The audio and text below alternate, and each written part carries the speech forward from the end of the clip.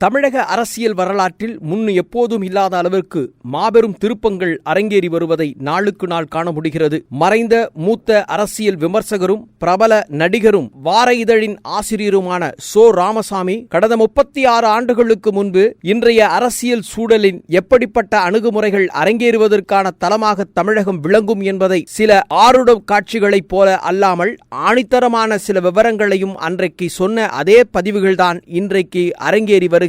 அரசியல் களத்தில் திமுகவும் அதிமுகவும் இரு துருவ கட்சிகளாக இருந்தாலும் தற்போது தங்களின் 50 ஆண்டுகால அரசியல் சாம்ராஜ்யத்திற்கு முற்றுப்புள்ளி வைக்கும் விதமாகவும் இந்த இரண்டு கட்சிகளின் வாக்கு வங்குகளை மளமளவென சரிய தொடங்கும் அளவிற்கு மிகப்பெரிய சாம்ராஜ்யத்தை உருவாக்கும் வகையிலும் தாவேகா தனது ஆட்சிப்பிடத்தை அலங்கரித்து வரும் இந்த நிலையில் இரண்டு திராவிட கட்சிகளும் என்ன செய்வது என்று தெரியாமல் திணறி வருவதை காண முடிகிறது. அரசியலில் நிரந்தர எதிரிகளும் இல்லை, நிரந்தர நண்பர்களும் இல்லை என்று சொல்வார்கள். அதைப் போலதான் தற்போது அரசியல் சூழல்களும் அரங்கேறி வருகிறது. 50 ஆண்டு காலமாக தமிழகத்தில் மாறி மாறி ஆட்சிப்பிடத்தை அலங்கரித்து வந்த அண்ணா திராவிட முன்னேற்றக் கழகம் மற்றும் திராவிட முன்னேற்றக் கழகம் ஆகிய இரு இயக்கங்களும் தங்களின் செல்வாக்குகளை சரிந்திருக்கும் இந்த சூழலில் 74 ஆண்டுகால அரசியல் வரலாற்றில் கடந்த 59 ஆண்டுகளாக திமுகவும் அதிமுகவும் மாறி மாறி ஆட்சிப்பிடத்தை அலங்கரித்து அழகு சேர்த்து வந்த நிலையில் தங்களின் ஆதிக்கங்கள் அண்மையில் நடைபெற்ற 17வது சட்டமன்ற தேர்தலில் முற்றுப்புள்ளி வைத்ததால் பெருமூச்சு விட்டு நிற்கின்றனர். என்ன செய்வது என்று தெரியாமல் கட்சி தொடங்கிய 2.5 ஆண்டுகளில் மிகப்பெரிய செல்வாக்கையும் சந்தித்த முதல் தேர்விலே மாபெரும் வெற்றியையும் கண்டு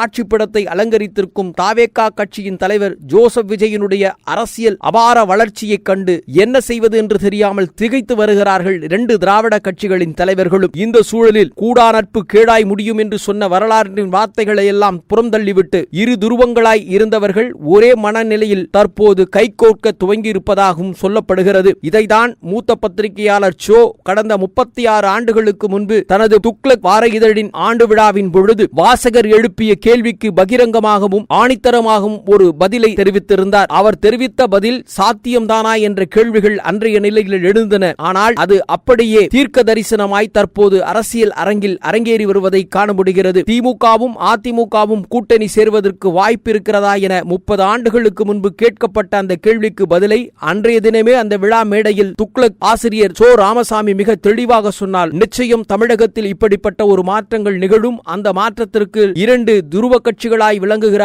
அதிமுகவும் திமுகவும் கைகோர்த்து தனது அரசியல் எதிரியை சந்திக்க வேண்டிய சூழல் உருவாகும் என்பதை ஆணித்தரமாக அன்று சொன்ன அந்த காட்சிகள் தற்போது அரங்கேறி வருவதை அரசியல் களத்தில் பார்க்க முடிகிறது. நடந்து முடிந்த 17வது சட்டமன்ற தேர்தல் தோல்விகளால் தங்களால் என்ன செய்வது என்று தெரியாமல் இரு திராவிட கட்சிகளும் மாறி மாறி தங்கள் நிலைப்பாட்டுகளை உறுதி செய்து கொள்ளும் வண்ணமாகவும் இருவரும் ஒரே மனதோடு கைகொடுத்து நடைபெறவுள்ள இடைத்தேர்தல் களத்தில் பொது வேட்பாளரை ஒருவரை நிறுத்தி அதன் மூலமாக தங்கள் வெற்றியை தீர்மானித்துக் கொள்ளலாம் என்ற மறைமுக பேச்சுகள் ஒருபுறம் இருக்க, இரு தரப்பினரும் தங்களினுடைய நிலைப்பாட்டில் திராவிட பாரம்பரிய அரசியல் செல்வாக்கை தாங்கள் இழந்துவிடக் கூடாது என்பதில் மிக தெளிவாகவும் காய் நகர்த்தி வருவதை காண முடிகிறது. இதே நிலை தொடருமானால் தமிழகத்தினுடைய அரசியல் களத்தில் இரண்டு திராவிட கட்சிகளின் அடுத்த கட்ட நகர்வுகள் எதுவாக இருக்கும் என்ற கேள்விகள் ஒருபுறம் இருக்க, தற்போது மூத்த பத்திரிகையாளர் துக்ளக் சோ. ராமசாமி சொன்ன அந்த நிகழ்வின் பதிவுகள் தற்போது அரசியல் களத்தில் அரங்கேறி வருகிறது. தீர்க்க தரிசியை போல சோ. அவர்கள் சொன்ன அந்த அரசியல் அணுகுமுறை தற்போதைய அரசியல் சூழல்களில் அரங்கேறி வருகிறது. அரசியலில் நிரந்தர எதிரிகளும் இல்லை, நிரந்தர நண்பர்களும் இல்லை என்பதை சுட்டிக்காட்டும் விதமாக தற்போது இரண்டு திராவிட கட்சிகளும் தாவேகாவின் அசூர வளர்ச்சியில் மயங்கி நிற்கிறதும் அதை எதிர்கொள்வதற்கு தங்களுக்கான